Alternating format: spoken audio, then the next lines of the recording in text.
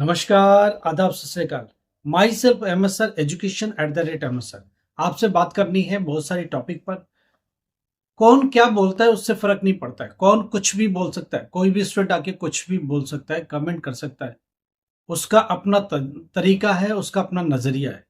सही चीजें हमेशा एडजस्ट होती हैं, सही चीजें हमेशा डाइजेस्ट होती हैं। एक चीज समझिए, टाइम जरूर लगता है मगर सही सही है। इसलिए हमें जरूरत यह है कि सही चीज से आगाह की जाए, जरूरत यह है कि सही बात आपको बताई जाए, जरूरत यह है कि जो रियलिटी है उसका ही खुलासा किया जाए। बात कर रहे हैं एनआईएस के रिजल्ट को लेकर के, एनआईएस के अपडेट को लेकर। एनआईएस की कॉपी चेकिंग में क्या चल रहा, उसका अपडेट क्या है। स्टूडेंट अपने स्पेकुलेशन लगाता है कि मैं ही ग्रेट हूं। स्टूडेंट को हमेशा लगता है कि मेरे को इतना मार्क्स मिलना चाहिए। ऐसा नहीं है। जब थर्ड पार्टी उसको टीचर चेक करता है तो कुछ और निकलता है। आपके आंसर्स कुछ और होते हैं, उनके कुछ और होते हैं। दोनों मिला के रिजल्ट किसी और की तरफ बढ़ जाता है। इन चीज को समझने की जरूरत है। स्टूडेंट सोचता है जो लिखा जाए वो सही हो जाएगा। ऐसा नहीं है। बोर्ड का अपना तरीका है, अपने क्वेश्चन से, अपने आंसर से। वो चाहिए चाहिए उतना चाहिए चाहिए, आपके हिसाब की स्टोरी नहीं चाहिए। इस चीज को समझिए। हम लोग लगातार देख रहे हैं इवोल्यूशन को। 20-20 साल हो गए हम लोग को इवोल्यूशन करते। तो हम लोग को एक चीज समझ में आए कि स्टूडेंट क्या लिखेगा तो क्या मार्क्स पाएगा, क्या करेगा कि पास हो सकता है। इन चीजों को लेके आगे बढ़ रहे हैं। लगातार बात कर रहे हैं, सब्जेक्ट के ऊपर भी बात कर रहे हैं, इवोल्यूशन पर भी बात कर रहे हैं, रिजल्ट पर भी बात कर रहे हैं। जो लोग सीबीएसई में फेल हुए वो क्या करें, जो लोग स्टेट बोर्डों में फेल हुए वो क्या करें। एक सर्टेन एज हो गई है, पढ़ाई कैसे करें, पास कैसे हो, जिम्मेदारी से कैसे क्रॉस हो जाए। एक काफी पहले पढ़ाई छोड़ी, 10th class, 12th class, graduation, क्या करें, कुछ रास्ता है क्या। हम लोग इसके ऊपर बात करेंगे, ठीक से बात करेंगे, एक एक पॉइंट पर बात करेंगे, हर वो चीज जो जरूरी है उस पर बात करेंगे। चलिए बात करना चालू करते हैं कुछ पॉइंट्स के ऊपर, कुछ टॉपिक के ऊपर। पहली बात, जो कॉपियां चेक हो रही हैं उसकी कहानी क्या है। 70 to 80% कॉपियां चेक हो चुकी है या तो बाइंडअप के कगार पर है। अब वो जो 20% बचा है वो इवोल्यूशन हो रहा है। कुछ लास्ट में जो दूसरे स्टेट्स के क्वेश्चन थे, जो दूसरे स्टेट में डिले पेपर्स हुए थे, वो सब भी कलेक्ट होके आ रहे हैं। अब कहानी ये है कि ये सब कब चेक होगा। मैं ये मान के चलता हूं कि 5 जून तक सारा ऑलमोस्ट बाइंड अप हो जाएगा। जो डिले रिजल्ट बनेगा, जिसका जिसका डिले एग्जाम हुआ था स्टेट वाइज, वेस्ट बंगाल में सबसे ज्यादा डिले हुआ, यूपी में भी हुआ, राजस्थान में भी हुआ, तमिलनाडु में भी हुआ, वो सब कॉपियां 10 तक पैक हो जाएंगी। 5 to 10 के बीच में 5 दिन उनमें लगेगा इवोल्यूशन कराने में, पैक करने में। जिस तरह से सीबीएसई की शिक्षा लेदर हुई है, सीबीएसई की इवोल्यूशन पर क्वेश्चन खड़े हुए, नीट के ऊपर क्वेश्चन खड़े हुए, अभी सारी बोर्ड बहुत सजग है, सारी बोर्डें बहुत एक्टिव है, फालतू मार्क्स नहीं देंगे, एक्यूरेट चेकिंग की तरफ बढ़ रहे हैं। उनको भी ये डर है कि आप चैलेंज करोगे तो उससे बेहतर है कि हम एक्यूरेट चेक कर लेते हैं।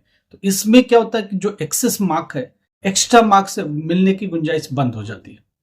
अब वो एक्सेस देने की तरफ नहीं बढ़ते और कम भी नहीं देंगे। तो जितना आप करते हो वो एक्चुअली उतना इवेलुएट करके देंगे, ताकि उनके ऊपर भी क्वेश्चन खड़ा ना हो, इवेलुएटर के ऊपर भी ना रहे, बोर्ड के ऊपर भी दबाव ना रहे। जो रियलिटी है वही सामने आना पड़ेगा, क्योंकि हर एक आदमी कोर्ट में चला जाता है, हर एक आदमी चैलेंज कर देता है। तो बेहतर बोर्ड ने सोचा है हम इस चैलेंज से बाहर आएंगे, कॉपियों को accurate to the point check करेंगे, एक स्टेप और, एक और बीच में लोग ला करके और एक बार एक्यूरेसी को चेक करवा लेंगे। इस चीज को समझिए, ये बोर्ड में लगातार बात हो रही है, क्योंकि सीबीएसई के ऊपर क्वेश्चन खड़ा हुआ है। जल्दबाजी में चेक कैसे कैसे हो गई, तो बोर्ड जल्दबाजी में नहीं है। एनआईएस बोर्ड आराम आराम से चेक करेगा। एनआईएस बोर्ड ने एक और एक्स्ट्रा लोगों को लगा दिया है, ताकि उसको एक बार और देखा जा सके, री टोटल किया जा सके, रिकैलकुलेट किया जा सके, ताकि गलती की संभावना कम हो जाए। सीबीएसई के प्रेशर के ऊपर एनआईएस के ऊपर भी प्रेशर आया, तो एनआईएस जल्दी में नहीं है। एनआईएस को समझ में आ गया कि कल को चैलेंज हो सकता है, बार बार कॉपियां खोलने की नौबत आ सकती है। बेहतर ये है कि ठीक से चेक किया जाए। ठीक से चेक करने पर एक्स्ट्रा मार्क्स की गुंजाइश बंद हो जाती है। फेल है तो है, उनको ये लगता है जितना एक्यूरेट है वही बताओ आप। हमने 1 नंबर कम नहीं देने और 2 नंबर किसी को ज्यादा भी नहीं देने। अब ये बोर्ड के दिमाग में आ चुका है। इवोल्यूशन टीम के साथ बैठो तो वो लोग यही बातें कर रहे हैं कि हमको इंस्ट्रक्शन यही है, हर सब्जेक्ट के साथ ऑलमोस्ट यही करने वाले हैं। तो आप किसी गलतफहमी में मत रहना कि मेरे 20 नंबर का करके आए, 24 नंबर मिलके पास हो जाएगा? बिल्कुल नहीं होगा, गलती से भी नहीं होगा। बोर्ड सजग है, फेल देने के लिए तैयार है वो। देखिए, जिन लोगों ने अच्छे से किया उनको घबराने की जरूरत नहीं है, उनके मार्क्स एज इट इज रहेंगे। सही किया, बिल्कुल मिलेंगे मार्क्स। आधे 1 नंबर की गुंजाइश से उतना बोर्ड जरूर देगा। 1 नंबर की गुंजाइश से 2 नंबर तक की गुंजाइश खींचेगा। कुछ उटपटांग मार्क्स, कुछ फालतू मार्क्स, कुछ एक्स्ट्रा जंप के बारे में सोचना थोड़ा सा बोर्ड ने छोड़ दिया। कुछ सब्जेक्ट है जिनमें कंसीडर करने की बात आ रही है। एक बार कंप्यूटर में डेटा आ जाए, लगे कि इस सब्जेक्ट में बहुत कम मार्क्स आ रहे, इस सब्जेक्ट में फेल की गुंजाइश ज्यादा है, बोर्ड उसके ऊपर काम कर सकता है। हिस्ट्री है, सोशियोलॉजी है, इसमें भर भर के लिखे तो मार्क्स मिलता है। हिंदी है, इंग्लिश है, लैंग्वेज में अगर क्वेश्चन अटेम्प्ट किए तो मार्क्स मिलते हैं। फिजिक्स में नहीं मिलते, केमिस्ट्री में नहीं मिलते, मैथमेटिक्स में नहीं मिलते, क्योंकि स्टेप मार्किंग होती है। स्टेप में लिखना होता है, एक स्टेप में कितने मार्क्स, सेकंड स्टेप में कितने मार्क्स, थर्ड स्टेप में कितने मार्क्स, टोटल कितने मार्क्स। अब इनसे बचना पड़ेगा। आप समझो, स्टेप वाइज मार्किंग को देखना पड़ेगा, समझना पड़ेगा और लिखना भी पड़ेगा। मैं इसका सबूत आपको दे रहा हूं वीडियो में। स्टेप वाइज मार्किंग देखो कैसे लगा है, कैसे लिखना पड़ता है टीचर्स को समझना कैसे पड़ता है। मैं इसको समझा के चलता हूं। जरा देखो क्या लिखा हुआ है। जरा देखो क्वेश्चन नंबर कितना है, 17 कुछ है, 17 है, 18 है, ऐसे। उसके बाद क्या लिखा हुआ, स्टेप में क्या लिखा हुआ, स्टेप थर्ड के मार्क्स है, सेकंड के मार्क्स है, फर्स्ट के मार्क्स है। स्टेप एस लिख के क्या लिखा, 0+0+0। इसका मतलब सारे स्टेप में 0। हर एक स्टेप पर बोर्ड की नजर है, कुछ भी कहानी नहीं। इसके अलावा कहानी लिखा, बना के लिखा, फालतू चीजें लिखी, उसके मार्क्स है क्या, नहीं। स्पेसिफाई करने पड़ते, समझाने पड़ रहे, बताने पड़ रहे। कॉपियों को देखो, समझो और इस चीज को लेके आगे बढ़ो। जरा और भी बात करनी है हमें आपसे। 10th क्लास में आप पेपर दे के आए, आपको लगातार डर लग रहा है कि सब्जेक्ट में पास होंगे या फेल होंगे। हम लोगों से बात करो, हमारी टीम से बात करो। हमारी टीम इसको देखेगी, समझेगी। आप कितने मार्क्स का करके आए, कितने मार्क्स का सही है, कितने मार्क्स मिल सकते हैं, पास होने की कितनी गुंजाइश है। एक स्टूडेंट का क्वेश्चन है कि आप नेगेटिव बोलते हो। अरे, जो सही है सही है, आपको अच्छा लगे वही बोला जाए जरूरी नहीं है। और हम लोग को पब्लिसिटी की जरूरत बिल्कुल नहीं है। सिंपल सी कहानी, जो सही है वही बताया जाए ताकि आप कोई गलतफहमी ना पालें। जो रोज हो रहा है वो आपको बताना बहुत जरूरी है। हम रोज बैठते 20 लोगों के साथ, जो लोग इवोल्यूशन के पार्ट है, हम सब उस चीजों के पार्ट है। हम सब उनके साथ बैठ के बात करते हैं। फिजिक्स मेरा सब्जेक्ट है, हम लोग अपने काम में लगे हुए हैं, हम लोग कैसे चेक कर रहे हैं हम लोग बात करते हैं। केमिस्ट्री वालों के साथ बैठ के बात होती है कि आप अपनी कॉपी में क्या चेक करो, कितने बच्चे पास हो रहे हैं, क्या कहानी है, सब पूरी स्टोरी सुनाते हैं। ये सब पूरे फ्रेंड्स होते हैं और मिलके बात करते हैं। ह्यूमैनिटीज वाले हम लोग बोलते हैं आपके तो मजे है, बोले नहीं, सख्त आदेश से बहुत ज्यादा एक्सेस काम नहीं करना है, क्योंकि जितना करना है रियलिटी के साथ करना है। कॉपियां चैलेंज होगी तो हम भी दायरे में आएंगे, बोर्ड भी दायरे में आएगा। तो बेहतर ये है कि जो सच्चाई है वही दे दो। छोड़ो पास होता फेल होता मैटर ही छोड़ दो। रियलिटी देने से क्या होता है, कोर्ट में गया आप कॉपी मांगते हो तो एग्जैक्ट वही मिलने चाहिए। ज्यादा भी दो तो कोई फायदा नहीं है, कम देने का कोई सेंस नहीं है। तो बोर्ड बहुत सजग होकर चल रहा है। इन टीचरों को भी बहुत एक्टिव कर दिया, खास तौर से सीबीएसई की कहानी के बाद। सीबीएसई पर क्वेश्चन बहुत उठे, उसको लेके बोर्ड बहुत सजग हो गया है। लगातार अपने टीचरों से बात कर रहा है, अपने टीचरों को सजेस्ट कर रहा है, अपने टीचरों को गाइडलाइंस दे रहा है। कल बात हो रही थी कि 10th क्लास हिंदी पर क्या है, तो उन्होंने बोला 10th class Hindi Delhi NCR का बहुत बेस्ट रिजल्ट है। बोले कि बोर्ड इसके ऊपर सोच रहा है कि थोड़ा सा हम प्रमोशन दे देंगे, लास्ट में देखेंगे रिजल्ट खराब हो रहा है तो 2% 5% की जंप दी जा सकती है। मगर उसके लिए हमें वेट करना पड़ेगा जब तक ये डिसीजन नहीं होता है, जब तक कि सारे रिजल्ट सामने नहीं आते। आने के बाद होता कि बोर्ड के पास सॉफ्टवेयर है, बोर्ड के पास कंप्यूटर में रिजल्ट है, बोर्ड सीधा 5% बढ़ा सकता है। 5% बढ़ाने से हजारों बच्चे जो 1 नंबर 2 नंबर 2.5 नंबर 3 नंबर से फेल हो रहे होते हैं, वो पास होने की गुंजाइश बना देते हैं। तो इन चीज को समझ के चलना पड़ेगा। कुछ बातें हैं जो आपके साथ करनी होती हैं।